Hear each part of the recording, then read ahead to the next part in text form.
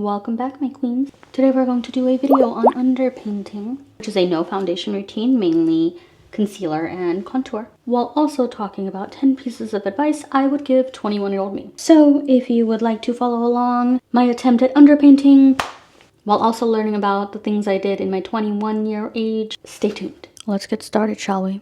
Here we go. 10 things I wish I knew at the ripe age of 21.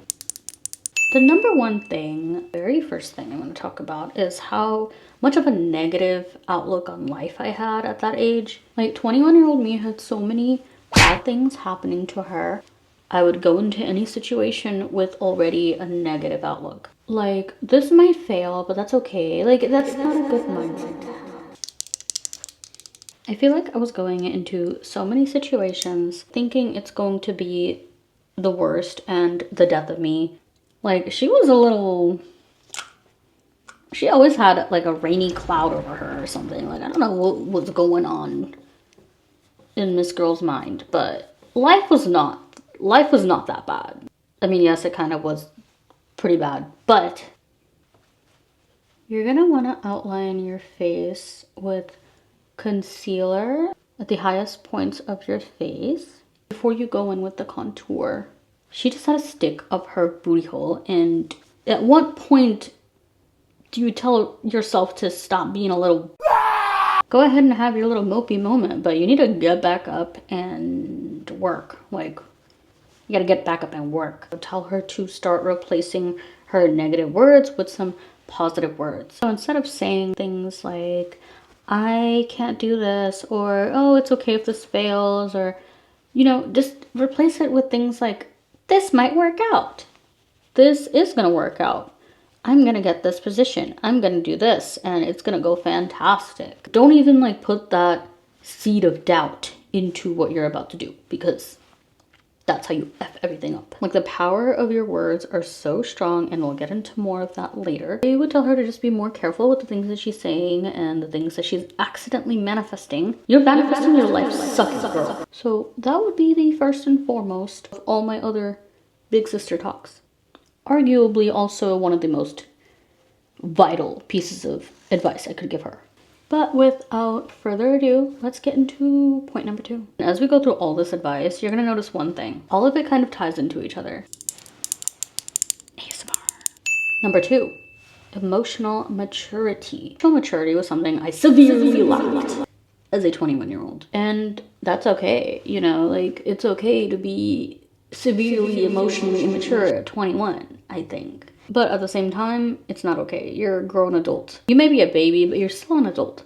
You need to make yourself happy first, and you can't expect someone else to make you happy if you aren't even happy. Like, someone is not going to come on a white horse and save you from your misery. Miss Girl wasn't even ready to save herself. Okay, first of all, let's get into that. You can reach your hand out, but if the other person isn't going to take it, that's not their fault. That's your fault for not taking it. She loved to talk about why she was the way she was, which is fine. You know, everyone has their traumas, everyone has their issues, but it's up to you to fix that. Like, you cannot expect someone else to fix your problems. As much as we all want to believe that someone will come and fix it, they're not gonna come fix it.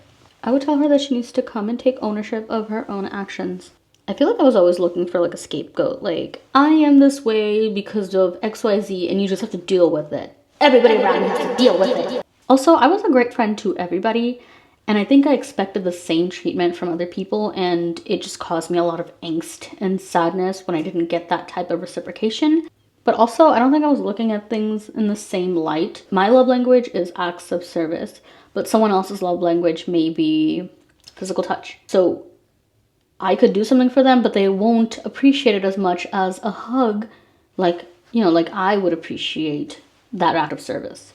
It doesn't mean they love you any less, okay? It's just a different way of love. Dogs are much more playful than cats are, but that doesn't mean that cats love you any less than a dog does. Dogs are just more vocal about it. And that's something that 21-year-old me did not quite understand. So I would tell her to just be mindful that not everybody loves the same way as you, but that doesn't mean they don't love you, Miss Girl. Number 3, let's get into financial literacy. Unfortunately, 21-year-old me didn't really have anyone to look up to when it came to financial literacy. I kind of had to learn the hard way. Like, I had to build my credit from the ground up.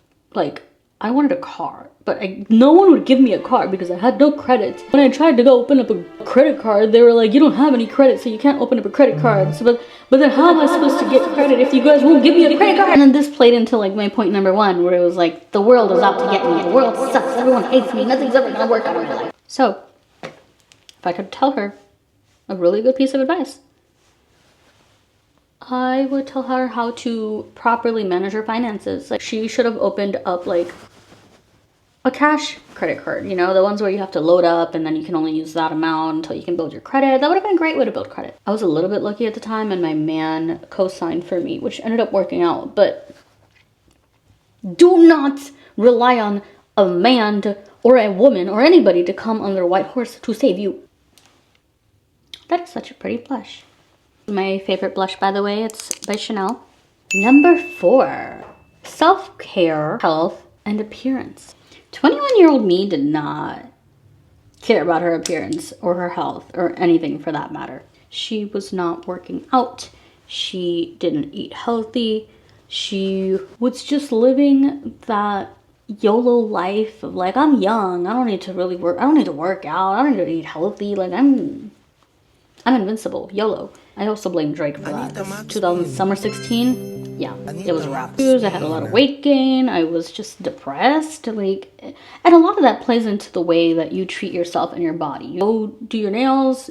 Maybe not at the store because she was broke as hell. Your nails at home, you know, you can just clean them up a little bit, put a little pink color on them. It'll make you very happy to have some pink on your nails. You know, she didn't have a skincare routine. I like to have my Sunday reset days. You know, girls are little Sunday resets, you know, they're amazing. I am also a Pilates girl now. Pilates and Lagree girl. Solid core, if you will. I know it's insane, but it works for me. Don't come for me. I think she just gave up too easily. Like, she would try working out at the gym, but she has ADHD. I have ADHD. I don't know why I'm talking about like she, like it's a different person. It's me. So it was very hard for me to work out at the gym. Like, I just gave up. I went and then I was like, yeah, no. I think I just needed to find something that worked for me. You know, like Pilates clearly works for me and Lagree works for me and I love it. Number 5, manifest with a plan, ma'am. So let's get one thing straight. I have manifested everything in my life to the T, okay?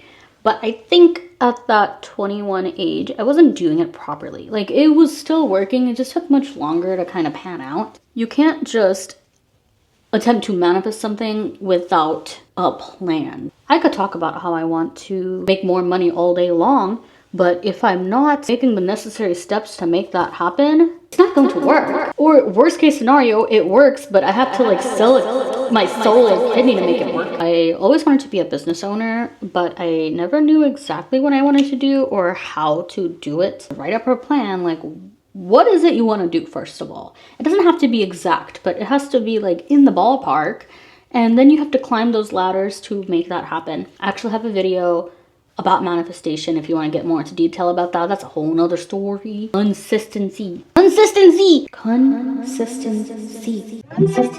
to stop giving up so easily, okay? You need to just keep doing something until it worked. Like, you have to be consistent to make something work. You're not gonna have a fat ass by going to the gym once. Just be consistent, girl. You got this. Number 6, confidence is key. Okay, confidence is everything. This is what I severely lacked at the ripe age of 21. I had like 0 confidence at that age. I had a luxury retail job, which is already crazy enough as a 21-year-old with like almost no experience. So kudos to her for getting that job. But I remember moments where I was just getting bullied. I was basically a pushover because I didn't feel confident in myself to interject. I'm not gonna name names or give any like specific details, but I used to have a coworker that was a little bit older than I, but we had the same position.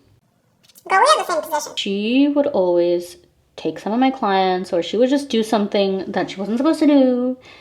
And I should have said something. I should have been like, girl, what are you doing? These are my clients. But I didn't, because in my head I was like, she probably knows better than me. She knows what she's doing. I am younger. I'm only 21. I just didn't feel confident enough in my own self and my own skills to just do what I needed to do. I was always doubting myself too. Like, oh, am I even supposed to interject? Like, she knows what she's doing. Like, maybe I'm the one doing something wrong. But now, no ma'am. I can sell you air if I wanted to. This air that I'm in right now, this air that you're in right now in your home, I can sell it to you. I can tell you, I can convince you that you need to pay for it. Me specifically, you need to pay me specifically. And you'll pay it. But back then, I was not like that. She would be shaking in her boots if she met me now. I think she just needs to know that what's the worst that can happen? Like, truly, what is the worst that can happen? Like I think she was always worried about the consequences, but like, what are they gonna do? They're gonna hit you? No one's gonna hit you. I'm gonna hit you if I can go back in time. Just be so disgustingly confident and in love with yourself where you don't even doubt yourself anymore. Number 7. Be comfortable with your own company. Not just comfortable, like be in love with your own company. I was so afraid to just be on my own and just do my own thing. Like I always felt like I had to be on my friends or my man or, you know, somebody, my family, whatever it had to be. I felt like I couldn't be alone. Uncomfortable being with myself, almost. Like, why was I doing that? Why was I doing that? I don't know. You have to do stuff that makes you uncomfortable. Like, whether it's dating, going on solo dates, go have coffee by yourself, go on a work date by yourself. Be comfortable with the thought of being uncomfortable. Period. That's where the most growth comes from. Number 8, this one's really easy. Don't be afraid to outgrow from situations and people that no longer serve you. There is no reason to hold on to that friend that makes you feel like shit. There's no reason to be in that job that just constantly undermines who you are. Go find another job. Let it go. Let it go. Let it go. Number 9. Do not be afraid to ask for help. Do not be afraid to ask for help. 21-year-old me had an issue with asking for help, and a lot of it is rooted from hyper independence. I don't know why I was just insisting on making my life harder. People were there willing to help me. Like, I don't know why I was doing that. But do not fear the help. Do not fear people trying to help you. Let them help you. They are there because they love you and they want to help you. Let them do it. Let them do it, please. I beg of you. Last advice would be to just have fun. I think she was so busy trying to survive and running away from her problems that she was just being a delinquent. All seriousness aside, it is okay to have some fun. As much as this is kind of lecturing her, giving big sister advice, just have some fun. It's not gonna kill you to have some fun. Just don't have too much fun because then your life is going to suck. But that is it for the advice I would give 21-year-old me, as well as my underpainting tutorial. Thank you so much for being here and listening to me rant for the past 20 minutes. As always, thank you so much for watching. I would love to know if there's anything that you guys would give advice to younger you, or if you are in your early 20s, I would love to know something here resonated with you. But if not, make sure you're not wasting your time, or make sure you're not regretting what you did, what you're doing. So that's all. I love you guys. Ladies with gentle hands. This is my alter ego, Anita Maxwin. Anita Maxwin.